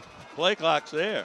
Well, the play clock just started. It took about 15 seconds. That's all right. For the Skippers, it is. You're right. And now, 10 seconds on the play clock. With 27 on the game clock. And that, Tiger Edwards, will seal a quarterfinal victory 1 year after the Mandeville Skippers go to their first semifinal, and they played West Monroe. They are back in the semifinals, where they will go to Joe Yenny Stadium and play Archbishop Rummel. I tell you what, one heck of a ball game tonight. Catholic High, at one point down by 2 touchdowns early in this half, came storming back. It would have been easy for Mandeville to fold the tents then and go, oh, it's me. But boom, back. And that will do it here from Sidney Terrio Stadium as the seniors say goodbye to this place, because they'll travel next week. The Skippers win 28-21 over the Catholic High Bears, and they will move on. And we'd like to send our thank yous out to the people that brought you this game, starting with our superintendent, Mr. Trey Folst, our director of broadcasting, Dr. Melody Swang. On sideline camera tonight, Rhett is Sharp, the Golden Boy. Our main camera and editor-in-chief, Dave the Rave Williams. Press box, our spotter tonight, Bruce Cothran. Alongside me, Charles Tiger Edwards, I'm Andrew Franzella. Good night. God bless. You be good. You are now leaving the Prep Zone.